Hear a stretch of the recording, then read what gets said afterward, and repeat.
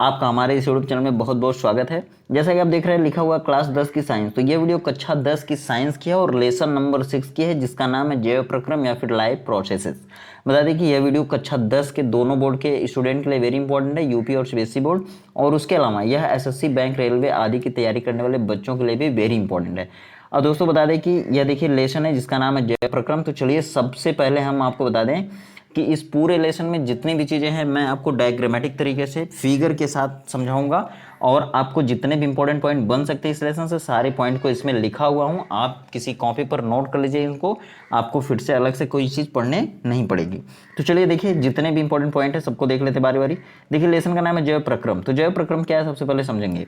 देखिए किसी भी जीव के शरीर में जितनी भी प्रक्रियाएं होती हैं, अगर एक जीव है, चाहे वो पौधा है चाहे वो जीव जंतु है, तो जितने भी तरह के पौधे हो सकते हैं या फिर जितने भी तरह के जीव जंतु हो सकते हैं, उन सभी के शरीर में जितनी भी अभिक्रियाएं होती हैं, जितनी जैव रासायनिक अभिक्रियाएं होती हैं, उन सभी को जो जो अंग करते हैं, जैसे उत्सर्जन अंग, उत्सर्जी तंत्र हो गया। अब देखिए श्वसन अंग है तो श्वसन तंत्र हो जाएगा, परिवहन तंत्र है, परिसंचरण तंत्र हो जाएगा, ठीक है। उत्सर्जन है, उत्सर्जन अंग हो जाएगा, जनन है, प्रजनन अंग हो जाएगा। तो जितनी भी प्रक्रियाएं किसी भी जीव की शरीर में घटित होती हैं, उन सभी को एक साथ मिलाकर जैव प्रक्रम कहते हैं। अब देखिए पेड़ पौधे हैं तो उनके अंदर भी होता है, जैसे श्वसन होता है, प्रकाश संश्लेषण होता है, रसारोहण होता है, वाष्पोत्सर्जन होता है। तो इस तरह से उनकी भी चीज़ों को, मीन्स जीव जंतु और पौधों दोनों में, दोनों के शरीर में जितनी भी जैव रासायनिक अभिक्रियाएं होती हैं उनको, और उन अभिक्रियाओं को जितने भी अंग कराते हैं, उन सभी अंगों को एक साथ मिलाकर जैव प्रक्रम में रखते हैं, और उन सभी के शरीर में जितनी भी अभिक्रियाएं हो सकती हैं उन्हीं को कहते हैं जैव प्रक्रियाएं। अब देखिए उसमें वह भी शामिल है, जैसे कोई भी जीव है वो अपनी पीढ़ी को एक पीढ़ी से दूसरी पीढ़ी तक बनाए रखने के लिए, अपनी वंशागति को एक पीढ़ी से दूसरी पीढ़ी तक बनाने के लिए जनन करते हैं, और उस जनन से संबंधित चीज़ों को प्रजनन तंत्र में रखते हैं। वो भी चीज़ें जैव प्रक्रियाएं में आती हैं। अब देखिए जैव प्रक्रियाएं में कौन कौन से उदाहरण हैं उनको भी देख लेते हैं। जैसे देखिए जैव प्रक्रियाओं में क्या है, पोषण। पोषण क्या होता है, पालन पोषण, जैसा कि आप जानते हैं, जिसमें शरीर की वृद्धि होती है, शरीर के द्वारा भोजन ग्रहण किया जाता है, भोजन का पाचन होता है, पाचन के बाद शरीर की वृद्धि और विकास होती है, ठीक है। तो देखिए वो सभी चीज़ें जैव प्रक्रियाओं में हैं। जैसे पोषण है पाचन और पाचन तंत्र, श्वसन एवं श्वसन तंत्र, उत्सर्जन एवं उत्सर्जन तंत्र, अंतःस्रावी तंत्र और हार्मोन, प्रजनन तंत्र एवं जनन, प्रकाश संश्लेषण, पौधों में परिवहन, वाष्पोत्सर्जन और रसारोहण। तो इन सारी चीज़ों को आज डायग्रामेटिक तरीके से हम लोग एक एक करके पढ़ेंगे और सारे इंपॉर्टेंट पॉइंट भी कवर करेंगे। देखिए पोषण क्या है, तो पोषण के आधार पर सबसे पहले जीवों को बांट लेते हैं। दो प्रकार के जीव होते हैं पोषण के आधार पर, एक होता है स्वपोषी, दूसरा होता है परपोषी। अभी देखिए नीचे बताऊंगा स्वपोषी क्या होता है, परपोषी क्या होता है। अब बता दें कि पोषण जो होता है ना वो 5 चरण में पूरा होता है। सबसे पहले देखिए पोषण में क्या क्या आता है। सबसे पहले भोजन का अंतर्ग्रहण, अंतर्ग्रहण को कहते हैं इंगेशन। जैसे देखिए मुंह होता है ना, मुंह मान लीजिए ये आपका मुंह है, ठीक है सपोज, तो यहाँ से आप भोजन को ग्रहण करेंगे। तो शरीर के अंदर बाहर का भोजन ग्रहण करना क्या कहलाता है, इंगेशन।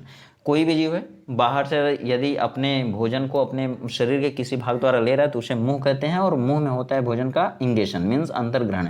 जब भोजन मुंह में चला जाएगा तो उसके बाद पूरे एलिमेंट्री कैनाल में चला जाएगा, एलिमेंट्री कैनाल में जाएगा तो उसका पाचन शुरू हो जाएगा।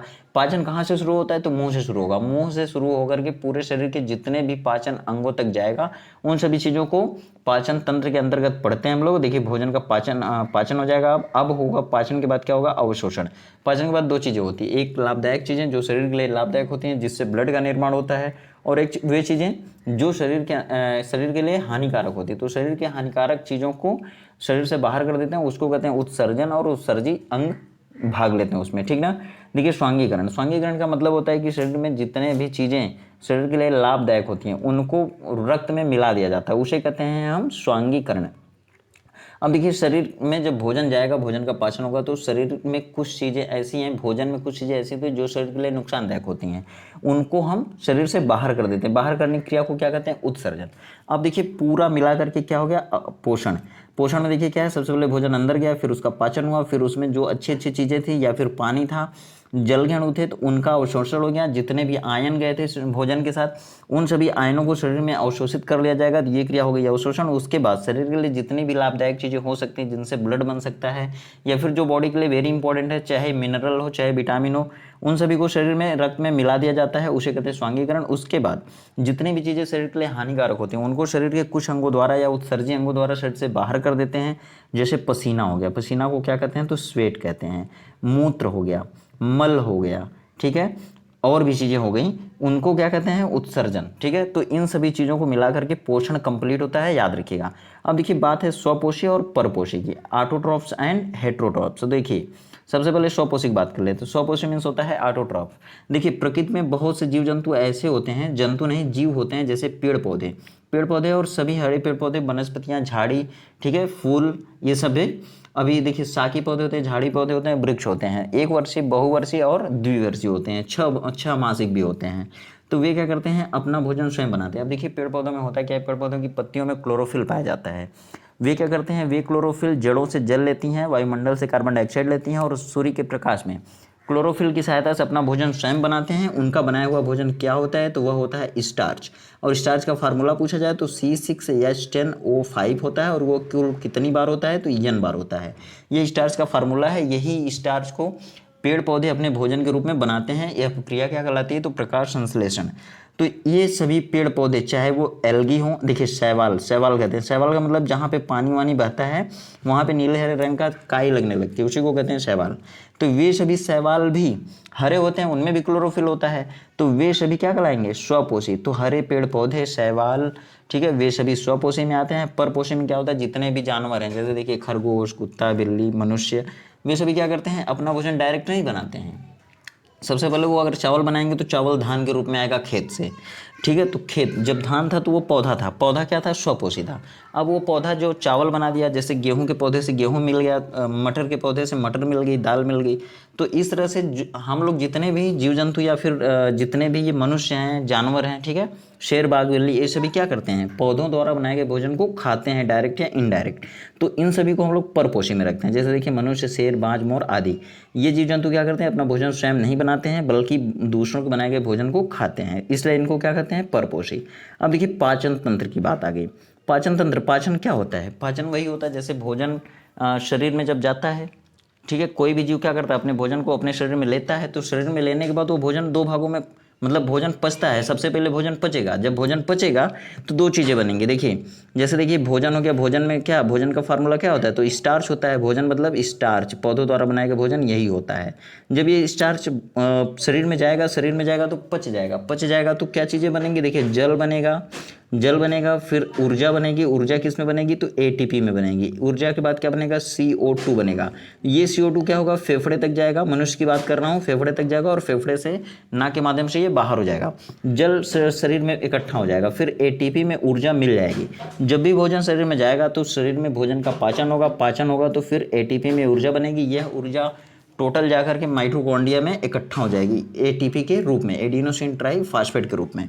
अब देखिए वही भोजन है, उसी का पाचन हुआ। तो देखिए पाचन सबसे पहले क्या होता है, अब देखिए पाचन की परिभाषा, मनुष्य द्वारा ग्रहण किए गए भोज्य पदार्थ का ऑक्सीजन की उपस्थिति में ऑक्सीकृत होना और उसके फलस्वरूप ऊर्जा, जल और कार्बन डाइऑक्साइड का बनना पाचन कहलाता है। याद रखिएगा, पाचन की परिभाषा पूछ ली जाती है। हम देखेंगे मनुष्य का पाचन तंत्र। देखिए ये है मानव का पाचन तंत्र, काकरोच का, टिड्डा का या फिर किसी और चीज़ का नहीं है। ये मनुष्य का पाचन तंत्र। आपसे पेपर में पूछा जाएगा मनुष्य के पाचन तंत्र का नामांकित चित्र बनाइए या फिर सचित्र वर्णन कीजिए, और ये 6 नंबर का क्वेश्चन होता है। ठीक है, तो देखिए अब हम पढ़ेंगे मानव पाचन तंत्र मीन्स पाचन तंत्र में कौन कौन से अंग काम करते हैं, उन सभी अंगों को लाइन से पढ़ेंगे। तो सबसे पहले देखिए मुंह से पाचन शुरू होता है। ठीक है, भोजन हम मुंह से लेते हैं, इसलिए मुंह से पाचन शुरू होता है। तो मुंह, देखिए मुंह कहाँ है, यहाँ है पूरा। तो इसमें देखिए कौन कौन सी चीज़ें हैं। अब देखिए सलेवरी ग्लैंड्स, ये मुंह में है। देखिए इधर से देखिए, इसको मत देखिएगा, इसका मुंह देखिए खाली। सलेवरी ग्लैंड्स मीन्स होता है लार ग्रंथियाँ। यहाँ देखिए हिंदी में लिखा हुआ लार ग्रंथियाँ, तो ये नंबर 1 हो गया, मतलब मुंह, मुंह में लार ग्रंथि हो गई। ठीक है, नंबर 1। नंबर 1 क्या है, मुंह। दूसरा नंबर पर क्या है, ये देखिए पाइप है यहाँ से यहाँ तक, इसको कहते हैं आहार नली, 2 नंबर हो गया। मतलब पाचन तंत्र का पहला अंग कौन है, तो मुंह है। मुंह में क्या रहेगी, लार ग्रंथियाँ और दांत रहेगा। ठीक है, दूसरे नंबर पे क्या है, आहार नली। तीसरे नंबर पे ये देखिए बैग है, बैग मतलब फूड बैग इसको कहते हैं। ये भोजन का बैग है, इसी को कहते हैं पेट। पेट भर गया, जिसे आप कहते हैं ना, खाना खाते वक्त कहते हैं पेट भर गया, बस अब नहीं खाएंगे। इसका मतलब कि आमाशय फुल हो गया, आमाशय में अब जगह नहीं है जब आपका पेट भर गया होता है, तो इसको कहते हैं स्टमक।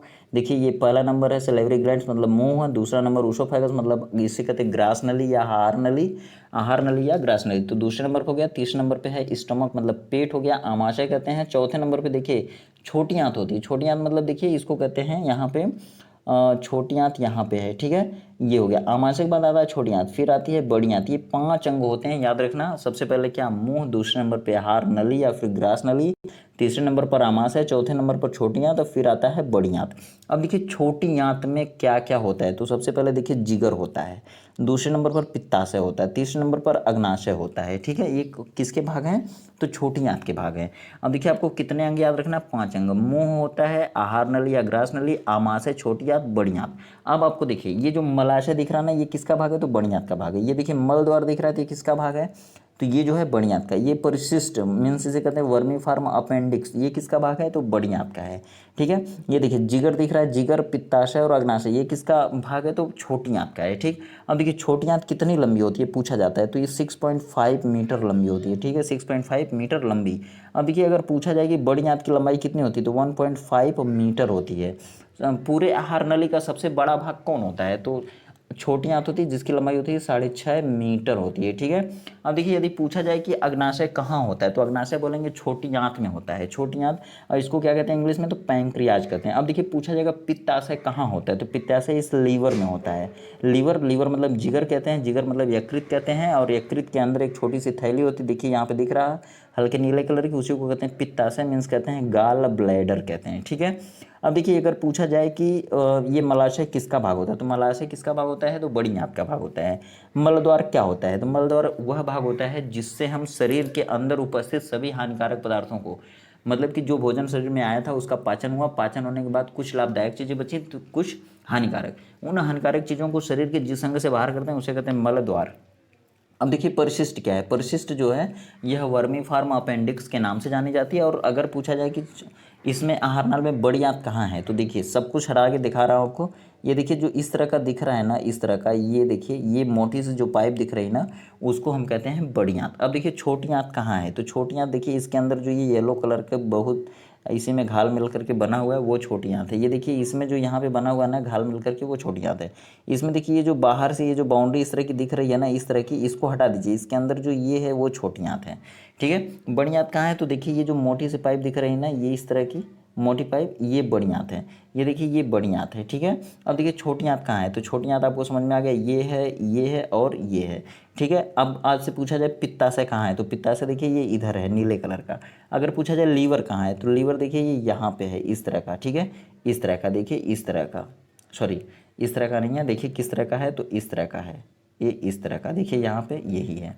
अब देखिए अगर पूछा जाए ग्रास नली कहाँ है, तो ये देखिए ग्रास नली ये इधर है। ये ग्रास नली क्या करती है, ये मुंह को और आमाशय को जोड़ती है। ग्रास नली का काम क्या होता है, तो मुंह को आमाशय से जोड़ना, मुंह को पेट से जोड़ना, मुंह से खाएंगे पेट में आके भराएगा, तो ये पाइप क्या करती है, उसको कनेक्ट करती है। और इसकी लंबाई कितनी होती है पूछा जाए, तो 20 से 25 सेंटीमीटर होती है एक स्वस्थ पुरुष में, ये नहीं कि छोटे बच्चे में। अब देखिए ये क्या करता है, आमाशय में भोजन कैसे पहुंचता है, मतलब जब हम मुंहमास खाते हैं तो भोजन करते हैं ना, तो आपको मालूम हो जाएगा कि कब भोजन कहाँ जा रहा है। जैसे आपको लगता तो है ही है कि पेट भर गया, तो पेट भर गया मतलब आमाशय फुल हो गया। ठीक है, अब देखो सबसे पहले भोजन जब खाएंगे ना तो कहाँ आएगा, तो सबसे पहले मुंह में लेते हैं। हम जब मुंह में लेंगे तो बड़ा सा टुकड़ा लेंगे। कितने लोग क्या करते हैं कि एक रोटी को एक बार में खा जाते हैं, जिसे लगता है कि कहीं भागना है। और क्या करते हैं कुछ लोग, जैसे एक रोटी में 4 बार बनाते हैं, 4 भाग बनाते हैं, तो क्या दिक्कत है, कोई दिक्कत नहीं है। मुंह में ले लो, जितना बड़ा लेना है ले लो मुंह में। और उसके बाद क्या होता है, दांत से काट के उसको हाली हाली काट दो, काट के मतलब छोटे छोटे टुकड़ों में बांट लो।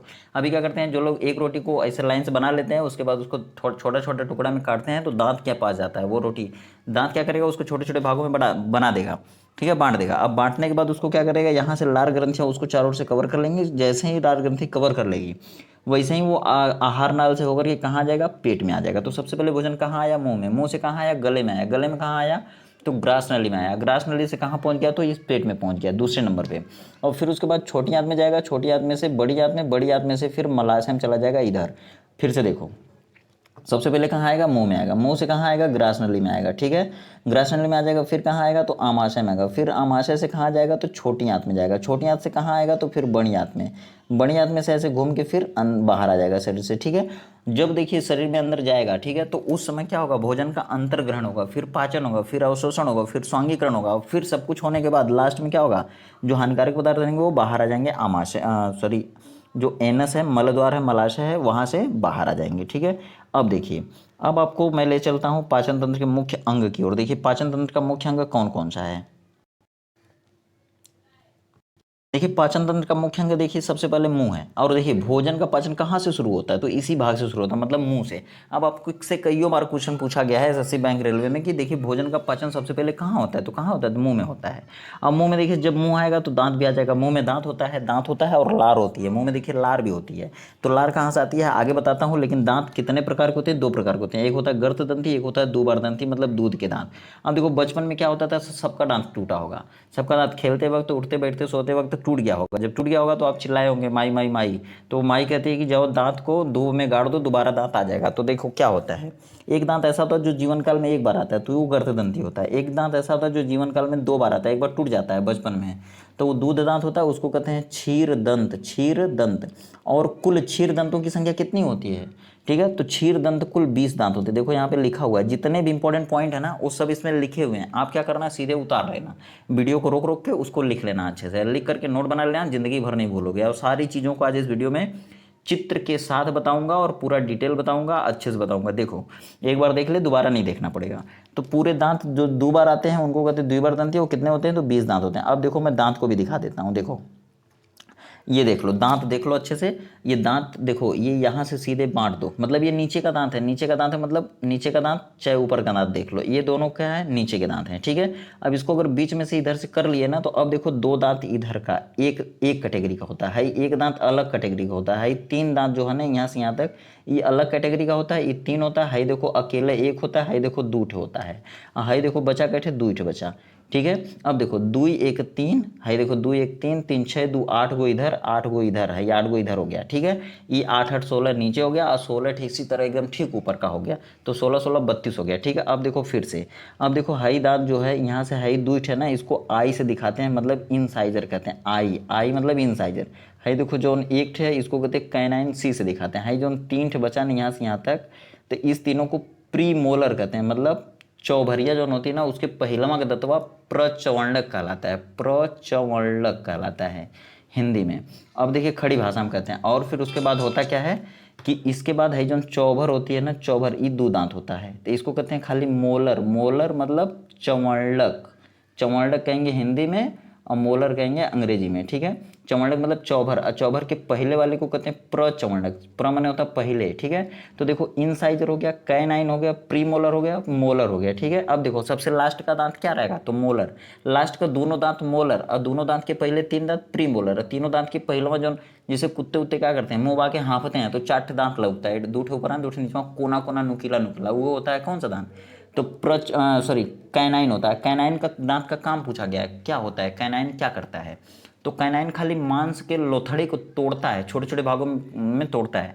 जैसे आप देखो मीट खाते हो, चिकन खाते हो, चिकन का मांस खाते हो, तो क्या होता है उसमें बड़े बड़े टुकड़े को खींचना पड़ता है दांत से, तो वो दांत कौन सा दांत इस्तेमाल होता है उसमें, कैनाइन। यही दांत क्या करता है, मांस को चीरने के काम में आता है, याद रखना। हाई जो इनसाइजर होता है ना, इनसाइजर दो ठे हेयर, दो ठे हेयर, ये देखो ये जो चार दांत है ना, नीचे के चार दांत, चार दांत ऊपर, ये खुरपा जैसा होता है, खुरपा मतलब चौड़ा चौड़ा होता है। ये क्या करता है, जैसे रोटी का मोटा टुकड़ा या लंबा टुकड़ा लेते हो मुंह में, तो वो क्या करता है कि छोटे छोटे टुकड़े में बांट देता है मुंह में। जैसे तुम बड़ा टुकड़ा लोगे ना, डालोगे, तो दतवा क्या करेगा, काट काट के छोटा छोटा बना लेगा। तो ये दतवा जो होता है ना, वो बड़े टुकड़े को छोटे टुकड़ों में बांटने के काम में आता है। दो ठे इधरियन, दो ठे इधरियन, दो ठे इधरियन, और चार ठे ऊपर, चार ठे नीचे, चार हो गया। ये सब कौन होते हैं, इनसाइजर, कैनाइन। और हाई जो प्रचमंडक होता है ना, ये दांत, ये क्या करता है, पिसाई करता है। ये जैसे प्रचमंडक सबसे पहले पिसाई करता है, ये चबाता है, मतलब पूरे भोजन को लुगदी बनाता है। जब भोजन पूरी तरह से लुगदी हो जाता है ना, तब वो लार उसको क्या करती है, सरका के धीरे से अंदर डाल देती है। अब देखो ये लार ग्रंथियाँ है, देखो एक ठे लार ग्रंथि है, ये दूसर की लार ग्रंथि है, तीसर की लार ग्रंथि ये है देखो जो कनवा के पसवा है ना, इसको कहते हैं पैरोटिड ग्रंथि। आपसे पूछा जाता है पैरोटिड ग्रंथि कहाँ पाई जाती है, तो ये कान के पास होती है। अब देखो ये जीभ के नीचे होती है, जीभ के नीचे कौन होती है, तो सबलिंगुअल ग्रंथि होती है, ये लार निकालती है। हाइपैरोटिड क्या करती है, ये भी लार निकालती है। थूक, थूक देखते हो ना, वही थूक। एक दिन में आदमी के शरीर में लगभग 5 से 6 लीटर थूक बनता है, लेकिन वो लार के रूप में शरीर के अंदर जाता रहता है, लप लप जाता रहता है शरीर के अंदर। अगर उसी को हम बाहर कर देते हैं तो उसी को कहते हैं थूकना, थूक, ठीक है। अब देखो ये जो है ना हाई का है, तो ये गले में पाई जाती है, मतलब गले में नीचे ऊपर, और तालू के नीचे पाई जाती है, तालू के नीचे। इसको क्या कहते हैं, तो सबमैंडिबुलर ग्लैंड कहते हैं। ये तीन तरह की लार ग्रंथियाँ, लार ग्रंथि कितने तरह की, तीन तरह की। अब देखो पूछा जाएगा दांत का फार्मूला क्या होता है, तो देखो दांत का फार्मूला बता दो, दुई 1 3 2 ऊपर, हाई 2 1 3 2 नीचे, मतलब जो दांत ऊपर होता है जो दांत नीचे होता है। अब देखो जैसे मान लो ये दांत है ना, ये दांत है ना, ये दांत है, देखो सपोज करो ये दांत है आपका, तो हाई बीचों में से फाड़ दोगे तो हाई एक तरह का हो गया, हाई एक तरह का, ये दोनों नीचे में दांतवा है, और इसी तरह का ऊपर होता है। तो हाई जो दोनों होता है ना, देखो फिर से अब देखो यहाँ पर 2 1 हाई 2 1 2 हाई 1 हाई देखो 3 हाई देखो 2, तो हाई हो गया 2 1 3 2। यही चीज़ देखो इस तरह दिखाते हैं, 2/2 1/1 3/3 और 2/2। अब देखो हाई 2 2 4 हो गया, हाई 2 6 हो गया, हाई 6 12, हाई देखो 2 है, ये 12 4 16, तो 16 दांत है ऊपर हो गया। ऐसे को जब गुणा कर देते हैं 2 से तो ये नीचे भी हो जाता है, ऊपर नीचे मिला के 32 दांत हो गया। हाई देखो इंसाइजर का है, हाई देखो 1 1 कैनाइन का, हाई देखो प्रीमोलर का 3 3, हाई देखो मोलर का है 2 2। यही हो गया आपका दंत फार्मूला। दंत फार्मूला याद रखना, पूछा जाता है, ठीक है। चलो लार ग्रंथियाँ हो गया, दांत भी हो गया। अब देखो लार ग्रंथियाँ 3 तरह की होती हैं, आगे भी बताऊंगा। अभी देखो लार ग्रंथियाँ क्या है, देखो अभी डिटेल से बताऊंगा। आज देखो पूरा जो जितने भी तंत्र है ना सबको चित्र के साथ बताऊंगा, और चैनल पे बने रहो। अगर समझ में आ रहा है, अगर इस तरह की वीडियो आगे भी पाना है तो चैनल को सब्सक्राइब कर दो, नहीं तो फिर आगे बढ़ो, ठीक है। पढ़ते नहीं हो भाई तुम सब, पढ़ना चाहिए, इतना आसानी से चीज़ें मिल रही हैं तो, लेकिन पढ़ोगे नहीं। देखिए लार ग्रंथि के बारे में बात करता हूँ अब। लार ग्रंथि कितने प्रकार की होती है? 3 प्रकार की। सबसे पहली कौन है? पैरोटिड। दूसरी क्या है? सब मैक्सिलरी। तीसरी क्या है? सबलिंगुअल। एक कान के पास हो गया, एक जीभ के नीचे हो गया, और एक तालू के नीचे, ठीक है। चलो आहार नली या ग्रास नली, देखो यह गर्दन से लेकर आमाशय को जोड़ने वाली एक पाइप होती है। गर्दन नहीं, मुंह से, ठीक है, याद रखना। मुंह से लेकर के आमाशय को जोड़ने वाली एक पाइप होती है, और इसकी लंबाई लगभग 20 से 25 सेंटीमीटर होती है। और देखो भोजन का पाचन इसमें किस तरह होता है, मतलब भोजन का पाचन आहार नली या ग्रास नली में कैसे होता है, तो यहाँ पर एक गति होती है जिसका नाम है क्रमाकुंचन गति, याद रखना, क्रमाकुंचन गति, ठीक है। अगर पूछा जाए आहार नाल में भोजन, आहार नली में भोजन का पाचन कैसे होता है या ग्रास नली में, तो क्रमाकुंचन गति के द्वारा होती है। उसमें छोटे छोटे रसांकुर होते हैं, वो हिलते रहते हैं, भोजन आगे बढ़ता रहता है, ठीक। अब देखो स्टमक क्या होता है। स्टमक मतलब भोजन, ये पाचन तंत्र का देखो पहला भाग, दूसरा भाग, तीसरा भाग, मतलब पहले तो ये दोनों मुंह में हो जाएगा, ठीक है, मुंह में। फिर ये आमाशय हुआ, और ग्रास नली हो ही गया। देखो सॉरी, यहाँ पे 1 नंबर 2 नंबर पे ग्रास नली, तीसरे नंबर पर आमाशय है, ठीक है। अब देखो आमाशय की विशेषता सुनो। यह बैक आकार का एक आहार नाल का भाग होता है, और इसके 3 भाग होते हैं। 3 भाग होते हैं, देखो पाइलोरिक होता है, कार्डियक होता है, और पाइलोरिक, ठीक ना। देखो आगे बताते हैं। इसमें संपूर्ण भोजन इकट्ठा होता है, और इसमें जठर रस निकलता है, ठीक है, जिसका पीएच मान होता है 1.6 होता है। अब देखो जठर रस कहाँ से निकलता है, तो जठर ग्रंथियों से निकलता है, याद रखना। देखो आमाशय क्या होता है, तो आमाशय को देखो चित्र इस तरह से आया था, एक पाइप आई थी इस तरह, तो इस तरह से था पूरा, ठीक है। ये देखो ये मुंह से आया था, ठीक है। अब देखो यहाँ से ये देखो आमाशय ऐसे होता है, फिर ये ऐसे जाके छोटी आंत में मिल जाता है, ठीक। तो यही आमाशय है, आमाशय। चलो इसी के 3 भाग होते हैं, देखो एक फंडिक होता है, एक पाइलोरिक होता है, तीसरा कार्डियक भाग होता है, ठीक है। फंडिक, पाइलोरिक और कार्डियक भाग 3 भाग होते हैं। अब देखो इसका पीएच मान क्या होता है, 1.6 होता है। किसका? जो जठर रस निकलता है। जठर रस कहाँ से निकलता है, तो जठर ग्रंथियों से। जठर ग्रंथियाँ कहाँ होती हैं, तो आमाशय की दीवारों में जठर ग्रंथियाँ होती हैं, वहीं से क्या निकलता है, जठर रस। उसका उसमें मुख्य रूप से क्या होता है, तो HCl होता है। HCl का पीएच मान कितना होता है, तो 1.67 होता है लगभग, मतलब इस तरह का होता है। और यह प्रबल अम्लीय होता है। यह HCl क्या होता है, प्रबल अम्लीय होता है। यही HCl क्या करता है, अगर देखो आमाशय में अगर जो भोजन आया है, अगर उसमें कीड़े मकोड़े हैं, तो ये प्रबल अम्लीय जो HCl होता है ना, ये मार देता है उनको, मतलब इसी की वजह से वो मर जाते हैं। भोजन सड़ता नहीं है। भोजन जिससे रात में खा लिए, ये नहीं कि सुबह में बसिया जाएगा भोजन आमाशय में, नहीं, भोजन को सड़ने से बचाता है कौन, आमाशय, और ये HCl, ठीक है। अब देखो अगर कीड़े मकोड़े आ गए या कोई कीटाणु बैक्टीरिया वायरस आ गया, तो उसको भी मार देता है। और भोजन क्या होता है, लुगदी बन जाता है। जो भोजन आमाशय में आता है ना, उसको यह जठर रस लुगदी बना देता है। लुगदी हुए भोजन को कहते हैं काइम, याद रखना, काइम, CHYME। इसको क्या कहते हैं, तो काइम कहते हैं। जो भोजन आमाशय में आके लुगदी हो जाता है उसे काइम कहते हैं, याद रखना। अब देखो छोटी आंत की बात है। छोटी आंत, देखो मुंह आया, मुंह के बाद ग्रास नली, ग्रास नली के बाद आमाशय, आमाशय के बाद अब आई छोटी आंत। और छोटी आंत देखो आहार नल का सबसे लंबा भाग होता है। पूछा जाता है क्वेश्चन, आहार नल का सबसे लंबा भाग कौन होता है, तो छोटी आंत होती है। और इसकी लंबाई कितनी होती है, देखो 6.5 मीटर लंबी होती है। इसके 3 अन्य भाग होते हैं। 3 भाग होते हैं, अन्य भाग नहीं, 3 भाग होते हैं। ग्रहणी मीन्स डिओडेनम, दूसरा जेजनम, तीसरा इलियम। पूछा जाता है भोजन का सबसे अधिक पाचन छोटी आंत के किस भाग में होता है, तो इलियम में होता है। और भोजन में जो वसा होता है ना, तेल घी मोम होता है, वो सभी कहाँ पचता है, तो इलियम में पचता है, याद रखना।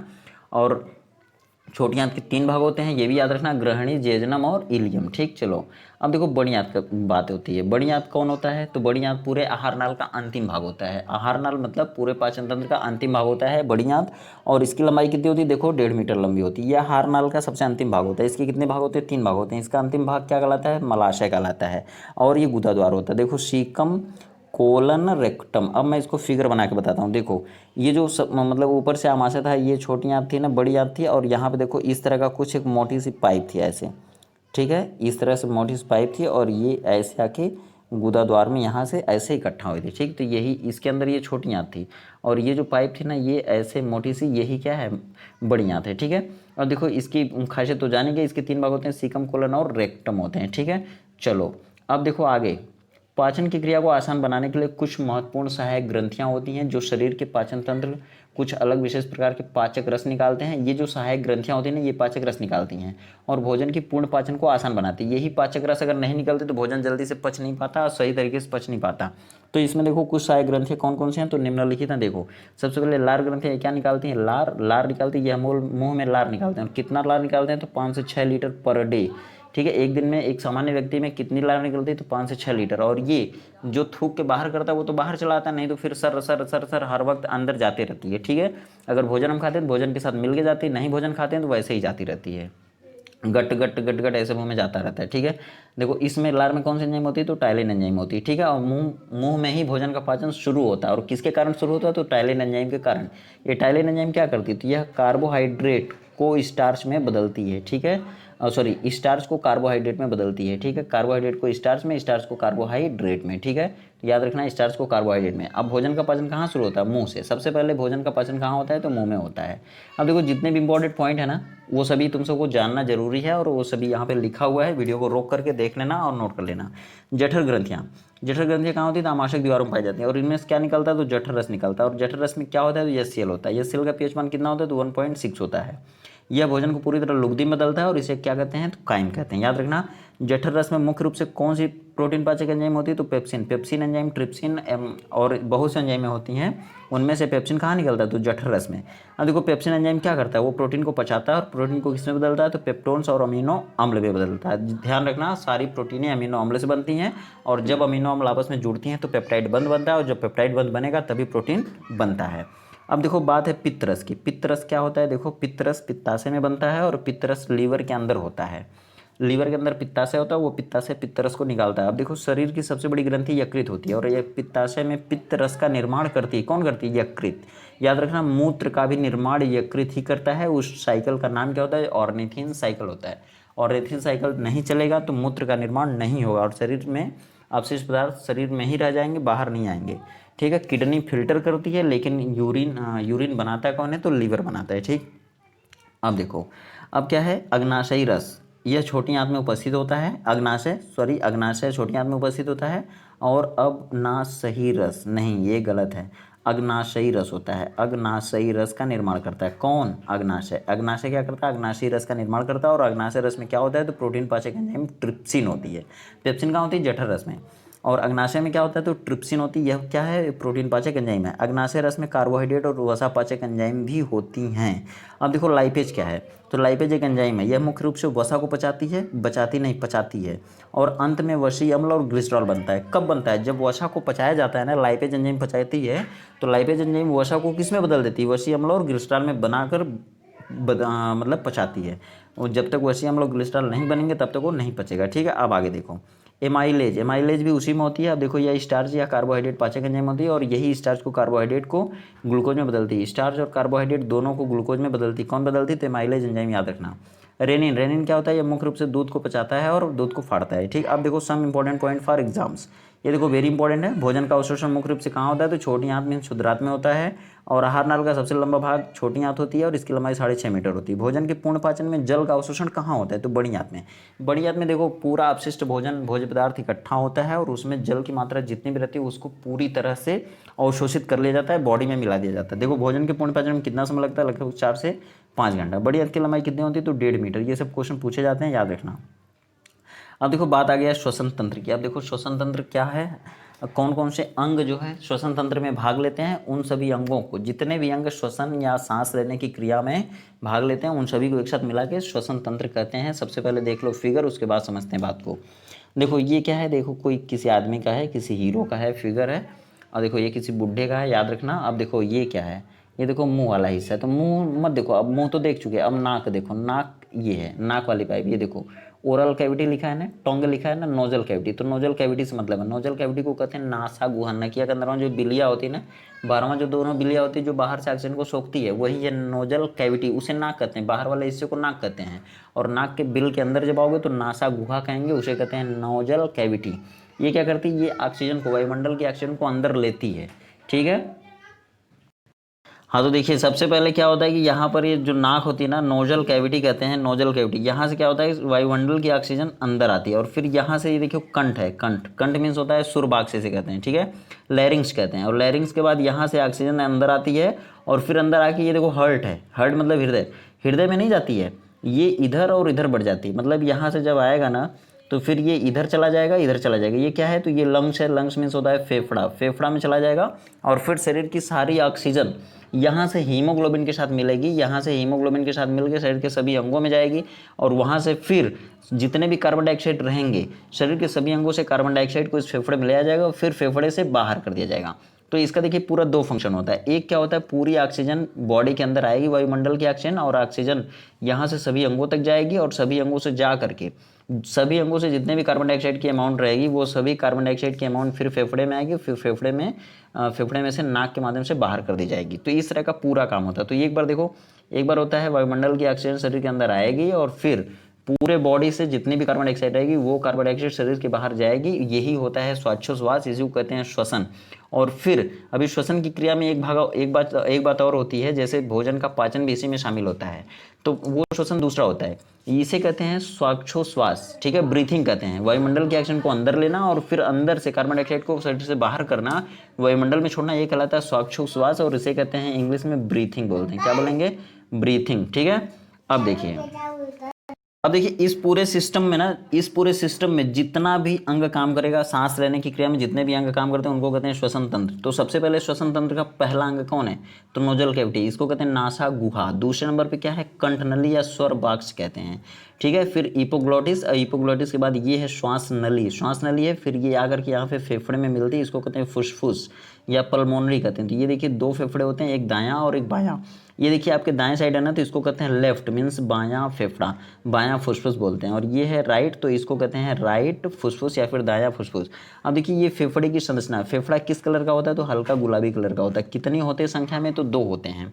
और ये कौन सी नली फेफड़े को जोड़ती है, तो श्वास नली। श्वास नली को और किससे जोड़ती है, तो श्वास नली नासा गुहा मीन्स नसिका गुहा को फेफड़े से जोड़ती है, ठीक है। अब देखिए इसमें सबसे पहला अंग कौन है, तो नासा गुहा। दूसरा अंग कौन है, तो यहाँ पे कंठ नली है। तीसरा नंबर कौन है, तो श्वास नली। चौथे नंबर पे क्या है, तो फुसफुस। अगर आपसे पूछा जाए कि सबसे मुख्य श्वसन अंग कौन है, तो फेफड़ा, ठीक है। चलिए अब देखिए श्वसन देखिए, श्वसन और श्वसन तंत्र क्या होता है। तो श्वसन का मतलब होता है कि बाहर से वायुमंडल के ऑक्सीजन को शरीर के अंदर लेना और उस ऑक्सीजन की उपस्थिति में भोजन का पूर्ण पाचन कराना। भोजन के पूर्ण पाचन के बाद H2O का बनना, जल का बनना, ऊर्जा का बनना, ऊर्जा ATP में चली जाती है और फिर कार्बन डाइऑक्साइड का बनना। तो ये सभी चीज़ें मीन्स भोजन के ऑक्सीजन के फलस्वरूप H2O का, ATP ऊर्जा का और CO2 का बनना, ये कहलाता है श्वसन। अब देखिए श्वसन क्रिया में जितने भी अंग भाग लेते हैं उनको कहते हैं श्वसन तंत्र, रेस्पिरेटरी सिस्टम। अब देखिए श्वसन तंत्र के मुख्य अंग कौन कौन से हैं, तो देखिए सबसे पहला नाक या नासिका कहते हैं, नसिका गुहा। दूसरा स्वर यंत्र या कंठ नली, लैरिंग्स बोलते हैं। तीसरा श्वास नली। चौथा है फुसफुस या फेफड़ा या पल्मोनरी या लंग्स। अब देखिए उत्सर्जन के बारे में, चूँकि जीवन जीना है तो जीवन जीना तो सांस लेना है, खाना पीना पचाना है, उत्सर्जन करना है, प्रजनन करना है, ETC।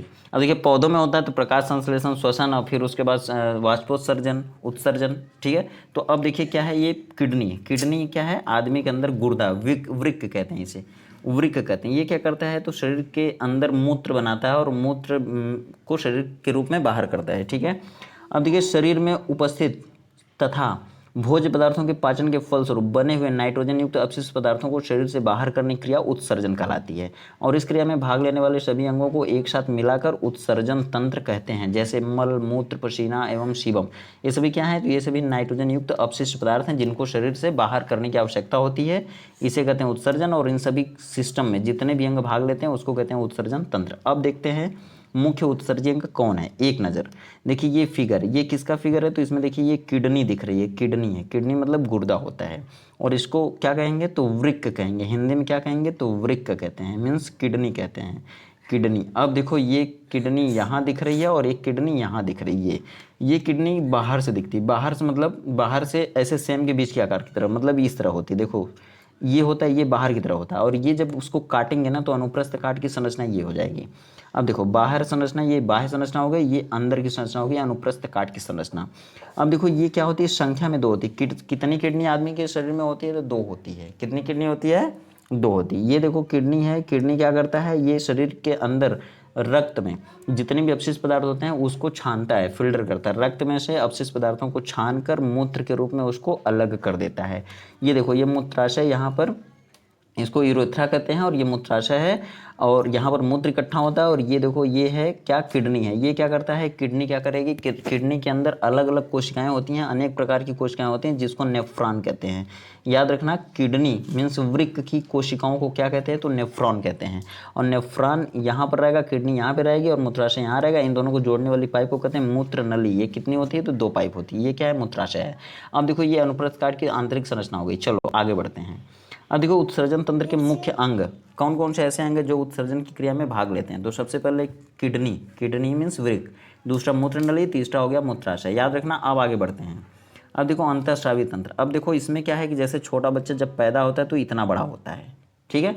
अभी क्या होता है? धीरे धीरे धीरे धीरे इतना बड़ा हो जाता है, मतलब यहाँ पे मुंह हो गया, यहाँ पे पैर हो गया, यहाँ पे हाथ हो गया, यहाँ पे पेट हो गई, कमर हो गया, ठीक है। अब देखो ये इतना बड़ा कैसे हो गया?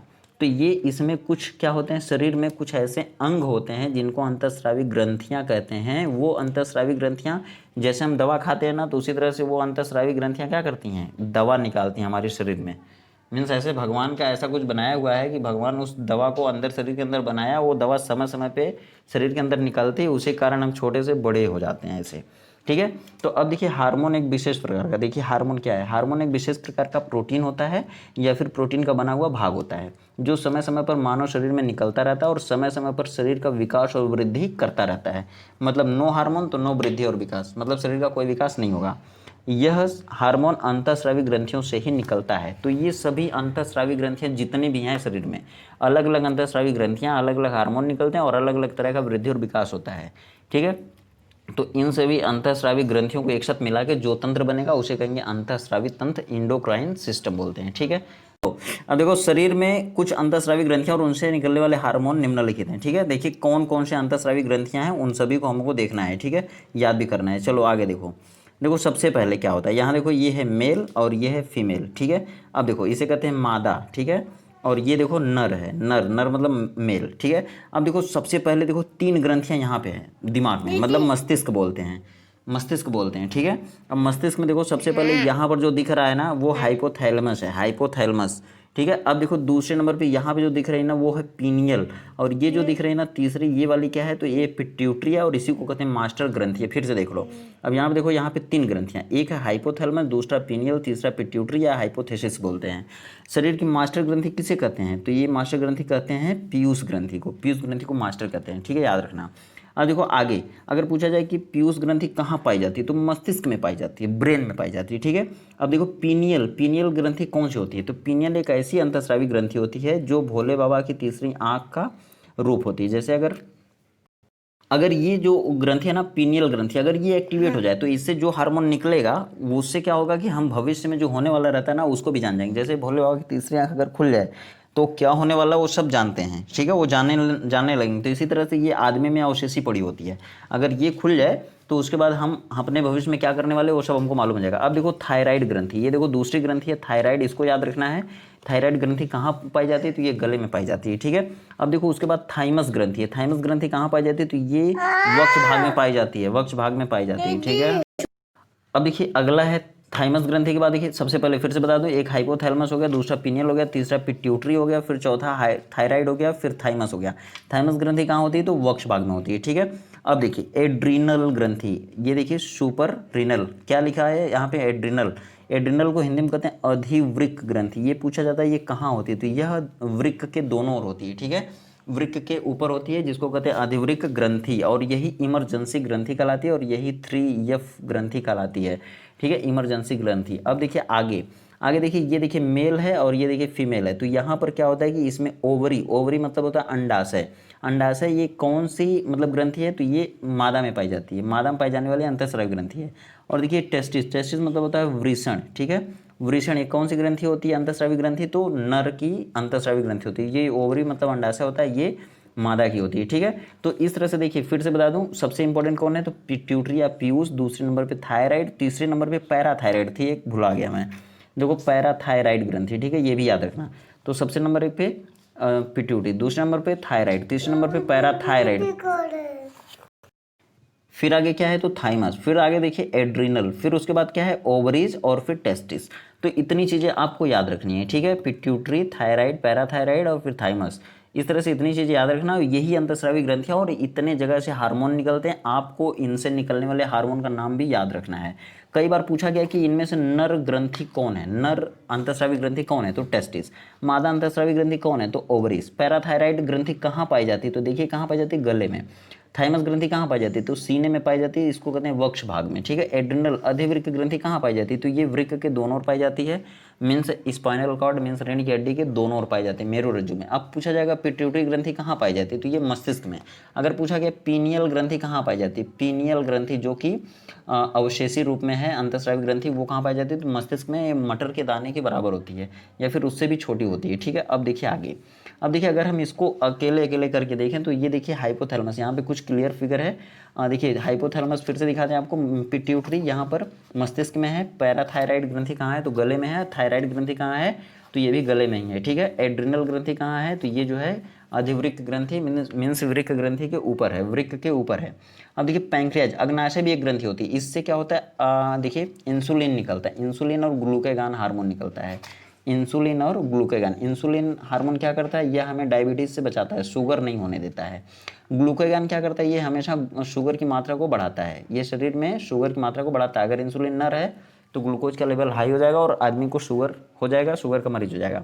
अब देखिए ओवरीज, ओवरीज मतलब क्या है? यह अंडाशय, अंडाशय क्या होता है? मादा में अंतःस्रावी ग्रंथि होती है, और यह नर में अंतःस्रावी ग्रंथि कौन होता है? तो टेस्टिस, वृषण कहते हैं। अब देखो आगे, अंतःस्रावी ग्रंथियों के नाम और स्थिति, ये कहाँ है? तो यही ऊपर था, यही हम लोग पढ़े हैं। अब देखो आगे, आगे देखो क्या है? ये जो जैसे जितने भी है ना ये ग्रंथियाँ, अब जैसे देखिए पिट्यूटरी ग्रंथि की आकार कैसा होती है? आकृति तो इस तरह की होती है। अब देखो थायराइड ग्रंथि किस तरह होती है? तो यच आकार की होती है। एड्रिनल ग्रंथि किस तरह की होती है? तो ये देखिए त्रिकोणीय कुछ होती है। ओवरी अंडाशय कैसा होता है? तो ये लगभग गोलाकार होता है, और ये टेस्टिस कैसा होता है? तो ये भी गोलाकार होता है। अब देखो कौन कौन सा हार्मोन किस किस ग्रंथि से निकलता है? तो पिट्यूटरी ग्रंथि इसको कहते हैं पीयूष ग्रंथि, और इससे निकलता है वृद्धि हार्मोन। आपसे पूछा जाएगा वृद्धि हार्मोन किस ग्रंथि से निकलती है? तो पिट्यूटरी से। थायरॉक्सिन हार्मोन कहाँ से निकलता है? तो थायराइड ग्रंथि से। पैराथार्मोन हार्मोन कहाँ से निकलता है? पैराथार्मोन हार्मोन कहाँ से निकलता है? देखो पैराथायराइड से। अब आपसे पूछा जाएगा एड्रिनलिन हार्मोन कहाँ से निकलता है? तो एड्रिनल ग्रंथि से, मीन्स अधिवृक्क ग्रंथि से। इंसुलिन हार्मोन कहाँ से निकलता है? तो पैंक्रियाज मीन्स अग्नाशय से निकलता है। टेस्टोस्टेरोन ये कौन सा हार्मोन है? तो ये नर हार्मोन है, नर जनन हार्मोन है, इसको कहते हैं प्राथमिक लैंगिक हार्मोन। और ये किससे निकलता है? तो ये वृषण या फिर टेस्टिस से निकलता है। एस्ट्रोजन या फिर प्रोगेस्ट्रॉन, ये दोनों कौन से हार्मोन है? तो ये मादा जनन हार्मोन कहलाते हैं, मादा लैंगिक हार्मोन कहलाते हैं। और ये कहाँ से निकलते हैं? तो ओवरी से निकलते हैं, मादा में निकलते हैं, ठीक है। अब देखिए ये जो दिया है ना, इनका फंक्शन है, फंक्शन दिया है, आप इसको याद कर लीजिएगा, और एक वीडियो देखने के बाद आपको दूसरी वीडियो नहीं देखना पड़ेगा। अब देखिए अंतःस्रावी ग्रंथियों द्वारा निकलने वाले हार्मोन्स और उनके नाम और उनके कार्य, देखिए ये ऊपर हमें अभी हम लोग पढ़े हैं। अब देखिए आगे, ये देखिए प्रजनन तंत्र, ये प्रजनन क्या होता है? प्रजनन का मतलब होता है कि अपने जैसे संतानों को जन्म देना, अपने जैसे संतानों को जन्म देना। हर जीव क्या करता है? दुनिया में हर जीव अपनी वंशागति को पीढ़ी दर पीढ़ी बनाए रखने के लिए वो अपने जैसे संतानों को जन्म देता है। इस क्रिया को कहते हैं जनन, ठीक है, इस क्रिया को कहते हैं जनन। और इस क्रिया में जितने भी अंग भाग लेते हैं उनको एक साथ मिलाकर कहते हैं प्रजनन तंत्र। अब देखो परिभाषा वही दी है जो मैं पढ़ा हूँ। अब देखिए जो अंग इस क्रिया में भाग लेते हैं उन सभी को एक साथ मिलाकर प्रजनन तंत्र कहते हैं। प्रजनन तंत्र दो प्रकार का होता है, एक होता है नर जनन तंत्र, दूसरा होता है मादा जनन तंत्र। याद रखना, नर में नर जनन तंत्र, मादा में मादा जनन तंत्र। अब देखो मेल में नर जनन तंत्र कैसा होता है, तो ये देखो पूरा सिस्टम होता है। फीमेल में मादा में जनन तंत्र कैसा होता है, तो ये पूरा होता है, ठीक है।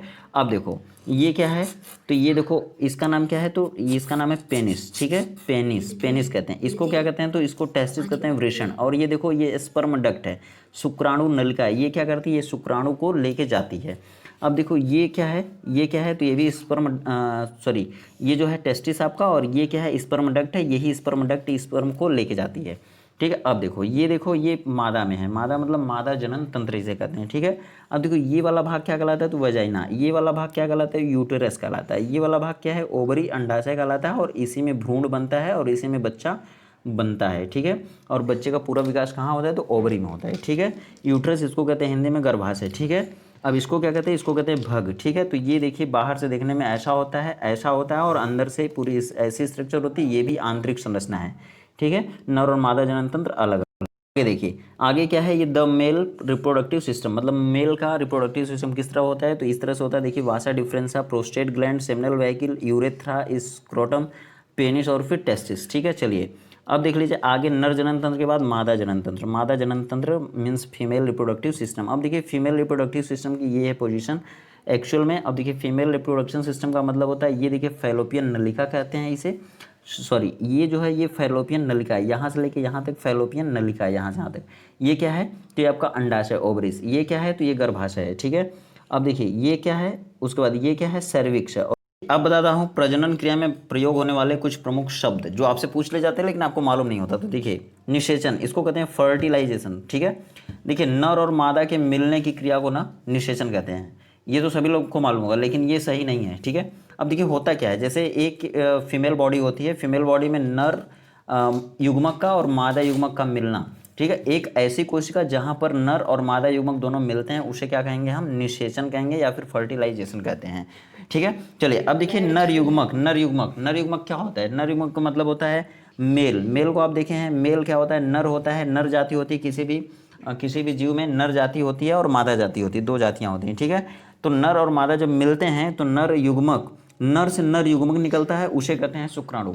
जब नर और मादा मिलते हैं दोनों तो नर से नर युग्मक निकलता है जिसको कहते हैं मेल गैमेट, जिसको मेल गैमेट कहते हैं। और इसी मेल गैमेट को कहते हैं नर युग्मक, नर युग्मक। और इस नर युग्मक में 23 जोड़े क्रोमोजोम्स होते हैं, मीन्स गुणसूत्र, मीन्स 46 गुणसूत्र होते हैं। और जब नर और मादा दोनों मिलते हैं तो नर और मादा दोनों से 23 जोड़े मीन्स 46 गुणसूत्र मिलते हैं और उनसे एक नया भ्रूण बनता है। भ्रूण में 46 जोड़े होते हैं, फिर उसमें अर्धसूत्री विभाजन होता है। अर्धसूत्री विभाजन के बाद 4 कोशिकाएं नई नई बनती हैं और उनमें 23 जोड़े गुणसूत्र जाते हैं और उनके साथ एक नए नए भ्रूण बनते हैं। 4 नए भ्रूण बनते हैं, 3 ऑटोमेटिक डेड हो जाता है और एक जो भ्रूण होता है वह मेल या फीमेल के रूप में डेवलप होता है, उसी से नया बच्चा बनता है। और वो नया बच्चा कितने दिन बाद बनता है, तो 372 से 375 दिन बाद बनता है। इस टाइम को गर्भकाल कहते हैं, गर्भकाल कहते हैं। देखिए गर्भकाल यहाँ पर है, जितने दिन तक बच्चा पेट में रहता है उसी को कहते हैं गर्भकाल, याद रखिएगा। नर युग्मक हो गया, निषेचन हो गया। अब देखिए बात करते हैं मादा युग्मक क्या होता है। मादा युग्मक देखिए अंडाणु। अब होता क्या है, जब नर और मादा मिलते हैं ना तो मादा की बॉडी से भी एक युग्मक निकलता है जिसमें 23 जोड़े गुणसूत्र उसमें भी होते हैं, 23 जोड़े गुणसूत्र, ठीक है। 46 गुणसूत्र या फिर 23 जोड़े, इसको 2n से दिखाते हैं। तो ये 23 जोड़े गुणसूत्र जो मादा की बॉडी से निकलते हैं, उसी मादा की बॉडी से निकलने वाले गुणसूत्र को कहते हैं मादा युग्मक। और मादा युग्मक का नाम होता है अंडाणु, इसको कहते हैं ओवम, ठीक है। अब देखिए ओवम और स्पर्म, इसको कहते हैं स्पर्म। शुक्राणु मतलब होता है स्पर्म और अंडाणु मतलब होता है ओवम। स्पर्म जो होता है ज़्यादा फुर्तीला होता है, ठीक है। ओवम शिथिल होता है, ठीक है, शिथिल होता है और भारी होता है और मतलब कि वो बहुत फुर्तीला नहीं होता है, ठीक है। चलिए अब देखिए मादा युग्मक, मादा युग्मक हो गया, शुक्राणु हो गया, निषेचन हो गया, गर्भकाल हो गया। अब देखिए गर्भाशय, गर्भाशय में फीमेल बॉडी में मादा के शरीर में एक ऐसा अंग जहाँ पर नर और मादा युग्मक दोनों मिलते हैं उसी को कहते हैं गर्भाशय, ठीक है। मीन्स एक स्पर्म एक ओवम के साथ कहाँ मिलता है, एक ओवम के साथ कहाँ मिलता है, मीन्स एक शुक्राणु एक अंडाणु के साथ जिस स्थान पर मिलता है ना उसे कहते हैं गर्भाशय, ठीक है। अब देखिए मासिक धर्म या फिर रजोधर्म या फिर इसको कहते हैं मेंस्ट्रुअल साइकिल। अब होता क्या है कि जितने भी देखिए एक ऐसी जगह, ये अभी क्या है यहाँ पर, ये जो है ना ओवरी, ओवरी मीन्स होता है अंडाशय, यहीं पर क्या होता है कि एक नया भ्रूण बनता है। देखिए ये गर्भाशय एरिया है, ये गर्भाशय एरिया है और यहाँ पर नर मादा युग्मक दोनों मिलते हैं।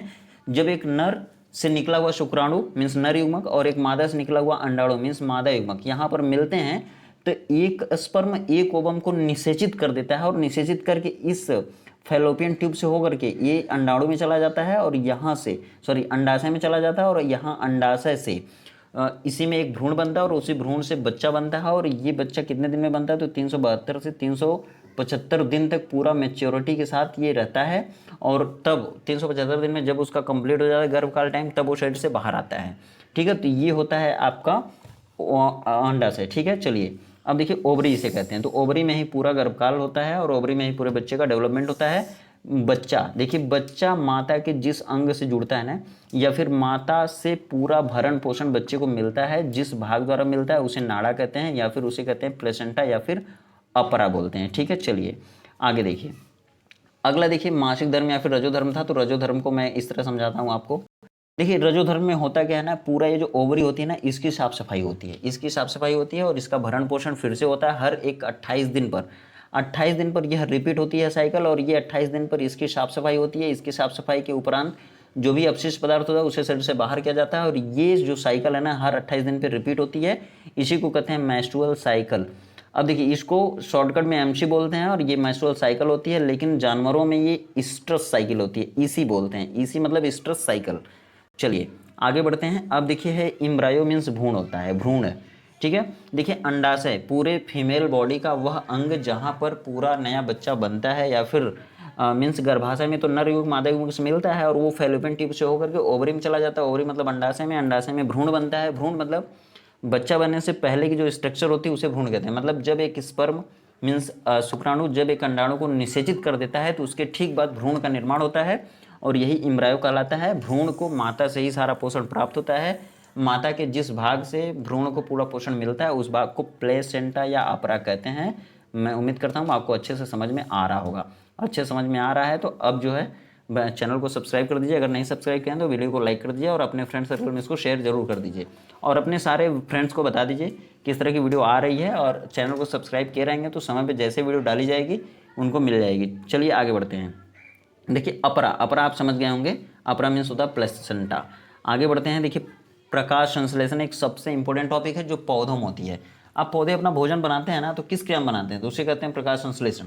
पौधे क्या होते हैं, पौधे देखिए पौधे होता क्या है, एक इस तरह से बीज होता है, सबसे पहले बीज डाल देते हैं, ज़मीन के अंदर डाल देते हैं, तो ज़मीन के अंदर क्या होता है वो ऑक्सीजन, नमी और कार्बन डाइऑक्साइड लेकर के अंकुरित होने लगता है। जब अंकुरित होने लगता है तो एक इसका मूलांकुर बनता है, एक इसका प्रांकुर बनता है। प्रांकुर वाला हिस्सा ज़मीन के ऊपर जाता है, प्रांकुर वाला हिस्सा ज़मीन के ऊपर जाता है जिससे तना बनता है। तना मतलब फूल पत्ती ये सब बनता है, उसे तना कहते हैं। और ज़मीन के अंदर वाला जो भाग होता है उसे कहते हैं मूलांकुर। मूलांकुर मतलब मूल अंकुर, मूल माने होता है जड़, जिससे जड़ का निर्माण हो उसे कहते हैं मूलांकुर। ठीक है, जिससे तना का निर्माण हो उसे कहते हैं प्रांकुर। याद रखना, बेसिक चीज़ें हैं। पौधे की तना मतलब पत्ती, फूल, फल किस भाग में होते हैं, तना में होते हैं। जड़ किस भाग में होती है, तो जड़ जमीन के अंदर वाले भाग में होती है। ठीक है, मूलांकुर में होती है। चलिए अब देखिए प्रकृति में उपस्थित सभी वनस्पतियां और पेड़ पौधों के पत्तियों में क्लोरोफिल पाया जाता है, इसी कारण वो हरे भरे होते हैं और इसी क्लोरोफिल की सहायता से वो सूर्य के प्रकाश में अपना भोजन स्वयं बनाते हैं। इस क्रिया को प्रकाश संश्लेषण कहते हैं।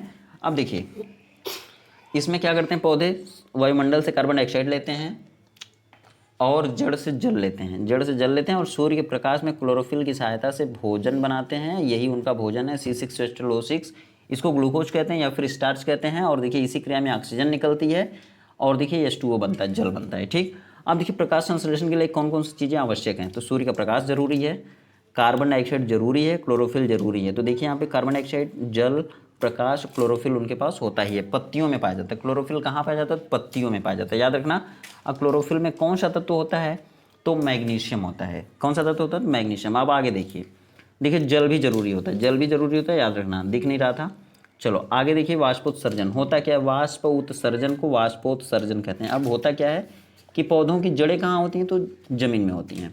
और ज़मीन में क्या होता है, ज़मीन में क्या होता है, तो उसमें जड़ पानी रहता है। पानी को क्या करते हैं पौधों की जड़ें, जड़ से पौधे अवशोषित कर लेते हैं उस पानी को ज़मीन के ऊपरी भागों तक। अब होता क्या है, जैसे हम पानी अपने घर में भर लेते हैं, आवश्यकता से अधिक हो जाता है पानी, तो फिर बाद में हम लोग पानी कपड़ा बहा के फेंक देते हैं, कपड़ा धो के फेंक देते हैं, खाना बना के फेंक देते हैं, गाड़ी धो के फेंक देते हैं। ठीक है, जानवरों को धुल के फेंक देते हैं। लेकिन पौधे क्या करते हैं, इस पानी को वाष्प के रूप में अपने पत्तियों द्वारा या उपचर्म द्वारा अवशोषित उत्सर्जित कर देते हैं, अवशोषित नहीं उत्सर्जित कर देते हैं। इसी क्रिया को कहते हैं वाष्प उत्सर्जन, या फिर दोनों को मिला देंगे तो हो जाएगा वाष्पोत्सर्जन। चलिए अब देखिए वाष्प उत्सर्जन या फिर वाष्पोत्सर्जन की दर को किस मशीन से नापा जाता है, तो पोटोमीटर से नापा जाता है, बहुत बार पूछा गया, याद रखना। आगे देखिए रसारोहण होता है। रसारोहण क्या है, तो पौधों में जड़ों से लेकर ऊपरी भागों तक भोज्य पदार्थ को और जल को, मीन्स अगर पौधे हैं, पौधे की जड़ जमीन में रहती है और ऊपर तना पत्ती रहती है, फूल पत्ती फल सब ऊपर रहते हैं। तो पौधों की जड़ों में ना एक पाइप होती है, दो पाइप होती है, एक जाइलम और एक फ्लोएम। वो क्या करते हैं, जाइलम जो होती है पौधों के अंदर जड़ से मतलब जमीन से वो पानी लेके ऊपर जाती है। जड़ का काम होता है हमेशा पानी को ऊपर पहुंचाना, खाने या भोज्य पदार्थों को जड़ से जमीन से लेकर के ऊपरी भागों तक पहुंचाना। अब देखो जड़ पौधों के अंदर दो भाग होते हैं, दो पाइपें होती हैं, जड़ से लेके ऊपरी तने तक दो पाइपें होती हैं, एक को कहते हैं जाइलम, एक को कहते हैं फ्लोएम। अब देखिए इसी दोनों को, जैसे भोज्य पदार्थ और पानी दोनों को जड़ से लेके ऊपरी भागों तक पहुंचाना रसारोहण कहलाता है, असेंट ऑफ सैप। अब देखिए ये रसारोहण दो वाहिनिकाओं द्वारा होता है, एक जाइलम द्वारा या फिर फ्लोएम द्वारा। देखिए यह पौधों में मुख्य रूप से जल को जड़ों से ऊपरी भागों तक पहुंचाती है। कौन होती है वो पाइप, जाइलम, ठीक है, जाइलम होती है। अब दूसरा फ्लोएम है। फ्लोएम क्या करती है, यह पौधों में मुख्य रूप से खनिज लवण और भोज्य पदार्थों को जड़ों से ऊपरी भागों तक पहुंचाती है। अब देखिए जाइलम फ्लोएम होती कहाँ, उसको मैं दिखा रहा हूँ आपको। देखिए ध्यान से देखिए, सब समझ में आ जाएगा। अब देखिए अब हम समझेंगे आज कि देखिए इस पूरे प्लांट में, पौधे में जड़ कहाँ है, तना कहाँ है, जाइलम फ्लोएम कहाँ है, कैसे मालूम पड़ेगा, उसकी स्ट्रक्चर क्या होती है। देखिए ये देखिए ज़मीन के अंदर का हिस्सा हो गया, ये देखिए जड़ है।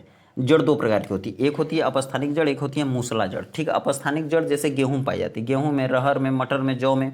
इसमें क्या होती है, जड़ जैसे चारों ओर फैली होती है, ज़मीन के समानांतर फैल जाती है। तो ये देखिए फैली हुई है, तो ये हो गई क्या, ये हो गई अपस्थानिक जड़। एक होती है मूली की तरह, जैसे मूली है ना, मूली मान लीजिए इस तरह से उसका पत्ता हो गया और फिर ये इस तरह से होती है मूली।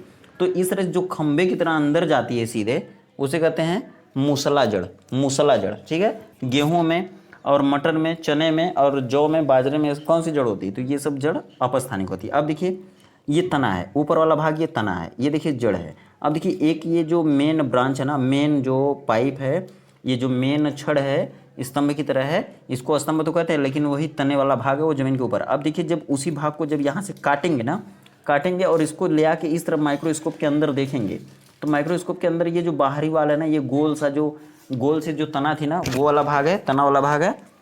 और वो जो है देखिए उसके अंदर इस तरह का देखिए अलग अलग इस तरह के पिरामिड होते हैं, पिरामिड बोला जाता है। लेकिन इसको पिरामिड को किडनी में पिरामिड बोला जाता है। अब देखिए यहाँ पे क्या इसको बोला जाएगा, ये देखिए जो सबसे अंदर है ना, ये अंदर से गोल से जो संरचना है ये अंदर होती है, और ये जो है ना ये बाहर वाली संरचना है। ये देखिए इसमें जब इसको काटेंगे तो ये बाहर से ऐसा दिखेगा, ये बाहर से ऐसा दिखेगा, और ये जो है ना उसके रोम है, रोए जिसको बोलते हैं। जैसे हमारी बॉडी में रोए होते हैं उसी तरह पौधों में भी होते हैं, इसको उपचर्म बोलते हैं। ठीक है, अब अंदर देखिए आएंगे, अंदर आएंगे तो ये देखिए गोल सी संरचना होगी, इसको कहेंगे इंडोडर्मिस, फिर पेरीसाइकिल उसके नीचे है। ठीक, उसके नीचे रूट हेल है, और फिर कॉर्टेक्स है, फिर एपिडर्मिस है। अब देखिए एपिडर्मिस कहाँ रहेगी, तो एपिडर्मिस मतलब होता है सबसे ऊपर। ये देखिए जो ये वाली परत है ना, उसको कहते हैं एपिडर्मिस। इसके ठीक नीचे कौन है, तो कॉर्टेक्स है, ये देखिए इधर। और फिर उसके बाद देखिए क्या है उसके अंदर वाली, तो इंडोडर्मिस। इंडोडर्मिस मतलब होता है अंतःचर्म या अंतः त्वचा। ठीक है, अब देखिए उसके अंदर की ये क्या होगी, तो ये हो जाएगी इसके ठीक बाहर की ये जो गोल परत है ना, पेरीसाइकिल। फिर ये रूट हेयर बाहर है। अब देखिए इसके अंदर का जो ये हिस्सा है ना, मतलब कि ये जो इंडोडर्मिस है ना, इंडोडर्मिस को यहाँ से दिखाया गया है, इंडोडर्मिस। अब देखिए इंडोडर्मिस के ठीक नीचे क्या है, स्क्लेरन काइमा। फिर ये देखिए ये जो हिस्सा आपको तीन तरह का इस तरह का दिख रहा है ना, एक हिस्सा ये है, एक हिस्सा ये है, फिर एक हिस्सा नीचे वाला। तो ये जो ऊपर का हिस्सा ना, इसको कहते हैं स्क्लेरन काइमा। ये जो बीच वाला है ना हिस्सा, इसको कहते हैं कैम्बियम। और जो ये है ना, इसको कहते हैं आपका देखिए पिथ के ठीक ऊपर का है, मतलब एकदम बीच में जो यहाँ पे है ना वो पिथ है। पिथ मतलब होगा मज्जा। और यही जो हिस्सा है ना, ये देखिए कैम्बियम का, इस कैम्बियम में दोनों हैं, जाइलम और फ्लोएम। तो ये जाइलम फ्लोएम क्या करती हैं, अब देखिए जैसे ये यहाँ पे मैं दिखा पा रहा हूँ आपको, यहाँ पे ये वाला हिस्सा देखिए, यहाँ पे देखिए जाइलम कहाँ है, फिर से देखिए जाइलम कहाँ है, वहाँ पे जाइलम कहाँ है, तो ऊपर कौन से कलर में दिख रही है आपको, देखिए हल्के बैगनी कलर में, और ये देखिए गुलाबी कलर में हल्का दिख रहा है जाइलम फ्लोएम। यही जाइलम फ्लोएम इस तरह से यहाँ पे बहुत ढेर सारे होते हैं। यही जाइलम फ्लोएम क्या करते हैं, जल को और भोजन को लेके जाती है। फिर से बता दूं, जाइलम ज से जल को लेके जाती है, ज से जल को ये जड़ों से लेके तना तक लेके जाती है। और फ्लोएम क्या करती है, भोज्य पदार्थों को या फिर खनिज लवण को लेके जाती है। ये दोनों टॉपिक वेरी इंपॉर्टेंट है, पूछा जाएगा आपसे। चलिए अब देखिए आगे आगे अगर उसको मैं इस तरह से नए फिगर में दिखा दूँ तो देखिए यहाँ पे क्या होता है, देखिए ये जो हिस्सा है ना, ये वाला जो हिस्सा है, देखिए पूरा दिखा दूँ ये वाला। अब देखिए यहाँ पर ये जो ऊपर वाला है ना, ये देखिए ये कौन है, तो ये देखिए फ्लोएम है, यहाँ पे देखिए क्लियर हो रहा है। और ये देखिए ये वाला जो रंग का है ना हिस्सा, ये वाला, तो ये जाइलम है। ये देखिए ये वाला क्या है, तो जाइलम। ये क्या है, फ्लोएम। ये क्या है, जाइलम। ये क्या है, फ्लोएम। और ये क्या है, जाइलम। ये क्या है, फ्लोएम। इन दोनों को मिला के एक साथ क्या बोलते हैं, तो वेस्कुलर बंडल। और इसके अंदर का जो हिस्सा है उसे कहते हैं पिथ। उसे क्या कहते हैं, पिथ। पिथ मतलब मज्जा। और ये जो है ये पैरेन्काइमा है, और इन दोनों को मिला के क्या कहते हैं, कॉर्टेक्स कहते हैं, वल्कुट। चलिए अब देखिए आगे देख लेते हैं position of xylem and phloem in dicotyledon. द्विबीजपत्री पौधों में, द्विबीजपत्री जड़ों में, देखिए रूट मीन्स होता है जड़, स्टेम मीन्स होता है तना, और फिर पत्तियों में किस तरह की संरचना होती है, तो इस तरह की होती है। देखिए ये देखिए जाइलम फ्लोएम, ये देखिए जाइलम फ्लोएम, और ये देखिए जाइलम फ्लोएम। ये किसकी स्ट्रक्चर है, तो यहाँ पे देखिए जड़ का जब काटेंगे तो इस तरह का दिखेगा, और इसमें जाइलम फ्लोएम इस तरह दिखता है। ये देखिए तना है, तने को जब काटेंगे तो ये माइक्रोस्कोप के अंदर इस तरह का दिखेगा, और फिर इसको इस तरह देखेंगे तो इस तरह दिखेगा। ठीक है, अब देखिए ये पत्ती है, पत्ती में देखिए जाइलम फ्लोएम किस तरह होती है, तो इस तरह होती है। तो इस तरह से आज की वीडियो देखिए कंप्लीट होती है। इसमें पूरा लेसन कवर किया गया, लेसन नंबर 6 है जिसका नाम है जैव प्रक्रम, जिसका नाम है लाइफ प्रोसेसेस। अब देखिए ये पूरा वीडियो आपको मैं इसमें कंप्लीट करा रहा हूँ, और उसके बाद आपको अगर ऐसे ही आगे वीडियो चाहिए तो चैनल को तुरंत सब्सक्राइब कर लीजिए, ताकि अगली वीडियो तुरंत आपको समय पर मिल जाए। और हाँ, अपने फ्रेंड सर्कल में इसको जरूर शेयर कर दीजिए। चलिए मिलते हैं फिर अगली वीडियो में, तब तक आप खुश रहिए, व्यस्त रहिए, मस्त रहिए। आपका दिन शुभ हो।